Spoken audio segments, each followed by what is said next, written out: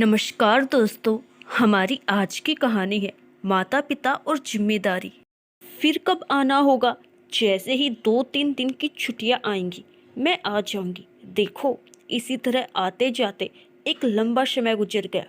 सो तो है, परंतु अपने परिवार के लिए इतना त्याग तो हमें करना ही पड़ेगा।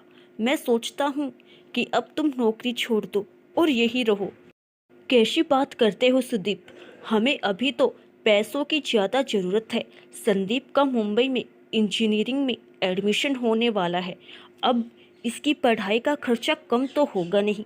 सच कहती हूँ सुदीप, जैसे ही इसकी नौकरी लगेगी मैं नौकरी छोड़कर हमेशा हमेशा के लिए तुम्हारे पास आ जाऊंगी। सुदीप ने दीप्ति का हाथ अपने हाथ में ले लिया था। दीप्ति की आंखें गीली थी। तभी एक लंबी शीट के साथ रेल चल दी थी। सुदीप देर तक हाथ हिलाता रहा था, जब तक कि दीप्ति और रेल उसकी आंखों से ओझल नहीं हो गई। दीप्ति को स्टेशन छोड़कर घर आने के बाद सुदीप थोड़ा सुस्ताने के लिए पलंग पर लेट गया। पास ही एल्बम पड़ा था, जिसे दीप्ति ने पुरानी यादों को ताज़ा करने के लिए निकलवाया था। लेकिन इतने थोड़े समय के लिए आने के कारण दीप्ति को 50 काम निकल आते हैं, इसीलिए वह एल्बम देख नहीं पाई थी। आखिर सुदीप भी उसके पन्ने पलटने लगा। शादी के पहले से ही दीप्ति दून में एक स्कूल में अध्यापिका थी और सुदीप हरिद्वार में एक कंपनी में ड्राफ्टमैन था, जिसके प्रोजेक्ट पर्वतीय इलाके में चल रहे थे।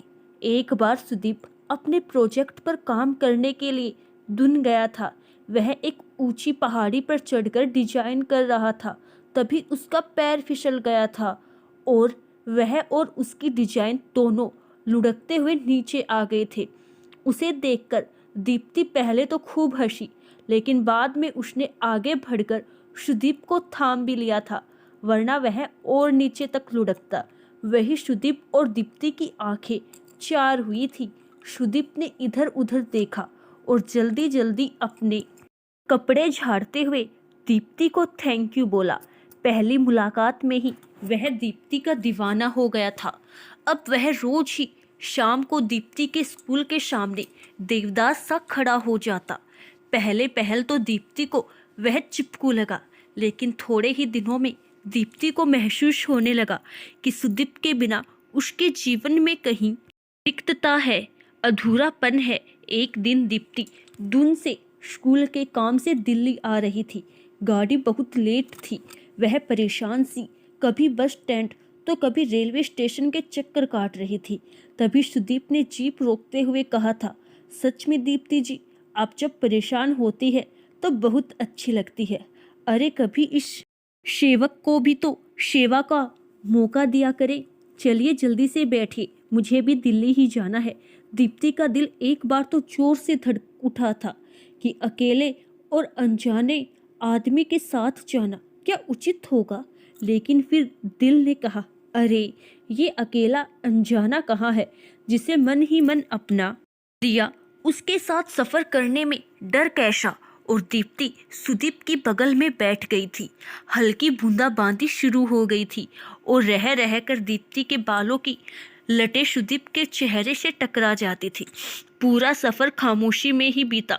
दोनों के दिलों की धड़कनें पहले मिलन का पैगाम कह रही थी। ऐसा लग रहा था दिल तो सब कह सुन रहा था, पर शब्द जुबां पर नहीं आ रहे थे। दीप्ति अपने गंतव्य स्थान पर उतर गई थी और सुदीप अपने काम में लग गया था। एक हफ्ते के काम के बाद सुदीप वापस दून आया था। वहां दीप्ति उसका बेसब्री से इंतजार कर रही थी। दून का प्रोजेक्ट पूरा होने पर सुदीप को वापस हरिद्वार आना है, इसीलिए उसने दीप्ति से मुलाकात कर अपने मन की बात उसके सामने रख दी। 1 माह के लंबे इंतजार के बाद दीप्ति की भी सहमति उसे प्राप्त हो गई थी। सुदीप और दीप्ति के बीच यह समझौता हुआ था कि जब दीप्ति की नौकरी उनके लिए परेशानी का कारण बनेगी, तब दीप्ति नौकरी छोड़ देगी, क्योंकि न तो दीप्ति हरिद्वार आ सकती थी और न ही सुदीप दून में रह सकता था। शादी के बाद दोनों ने 15 दिन की छुट्टी ली थी और मसूरी हनीमून के लिए गए थे। हंसते गाते समय कैसे गुजर गया मालूम ही नहीं पड़ा। अब दीप्ति दून में रहती और सुदीप हरिद्वार में। एक बार सुदीप ने जब दीप्ति से नौकरी छोड़ने का जिक्र किया तब दीप्ति ने कहा, देखिए अभी हम दो ही हैं, लेकिन आगे हमारा परिवार बढ़ेगा, हमारी जिम्मेदारियां बढ़ेंगी और हमें पैसों की जरूरत पड़ेगी। आजकल वैसे ही नौकरियां मिलती नहीं है, इसीलिए नौकरी छोड़ने की बजाय कभी मैं तो कभी तुम मिलने के लिए आते जाते रहा करेंगे। सुदीप को दीप्ति की बातों में दम लगा था और उसने दीप्ति को नौकरी करते रहने की अनुमति दे दी थी। इस बीच दीप्ति गर्भवती हो गई और उनके बीच संदीप आ गया था। हम दो, हमारा एक। बस इसके बाद दीप्ति ने ऑपरेशन करवा लिया था। बच्चा क्रेच में पलने बढ़ने लगा था। दीप्ति को दून में स्कूल का क्वार्टर मिला था। इसी तरह आपसी सामंजस्य पर उनकी गृहस्थी की गाड़ी चल रही थी।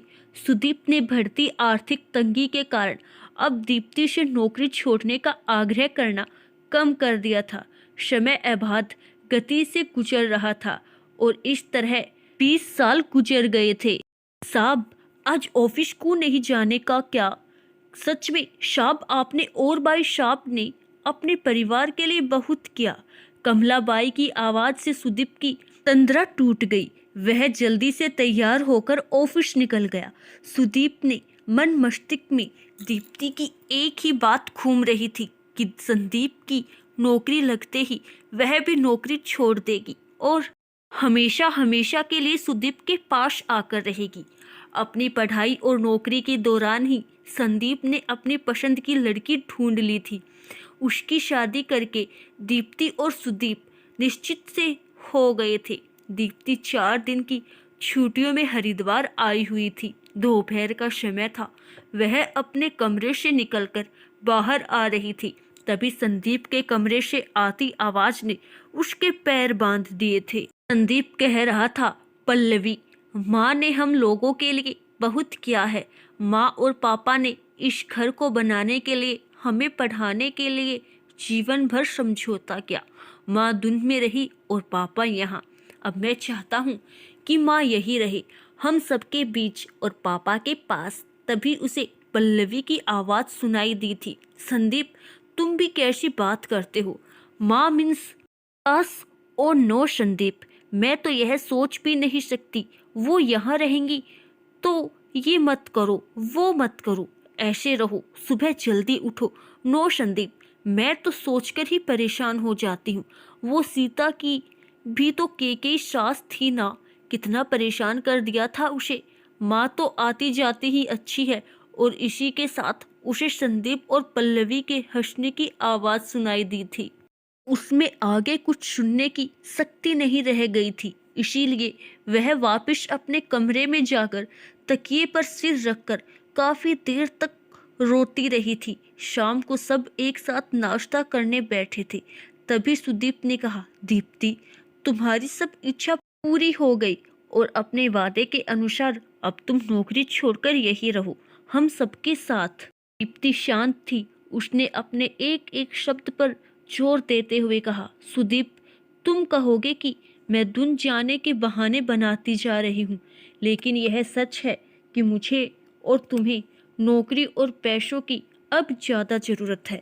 हमने अब तक की कमाई तो सुदीप की पढ़ाई, शादी और मकान बनाने पर खर्च दी है। न मेरे पास कुछ पैसा है ना तुम्हारे पास, लेकिन हमें बुढ़ापा भी तो गुजारना है। जब हाथ पैर थक जाएंगे उस समय के लिए भी तो 2 पैसे हमारे पास होने चाहिए ना। सुदीप दीप्ति की पहेली को समझ नहीं पा रहा था, लेकिन संदीप और उसकी पत्नी पल्लवी ऐसा प्रदर्शित कर रहे थे मानो वे ही माँ के सबसे बड़े शुभ चिंतक हैं। शाम की ट्रेन से दीप्ति वापस जा रही थी। सुदीप उसे छोड़ने आया था। इस बार दीप्ति खुद ही बोली थी, अब आपके और मेरे रिटायरमेंट के 2-3 साल ही तो और बचे हैं। मैं सोचती हूँ जैसे जैसे 24 साल गुजर गए वैसे ये भी गुजर जाएंगे। इसके बाद हम दून में ही किराए का मकान लेकर साथ रहेंगे। बच्चों को उनकी जिंदगी उनके अनुसार ही गुजारने दो। रेल फिर लंबी सीटी के साथ चल दी थी। इस बार सुदीप दीप्ति के चेहरे के अज्ञात दर्द को स्पष्ट पढ़ रहा था। रेल में दीप्ति सोच रही थी और यह फैसला नहीं कर पा रही थी कि इस लंबे त्याग और सुदीप से बिछोह के बाद उसने और सुदीप ने क्या पाया। आशा करती हूँ दोस्तों आपको हमारी आज की कहानी जरूर पसंद आई होगी। धन्यवाद।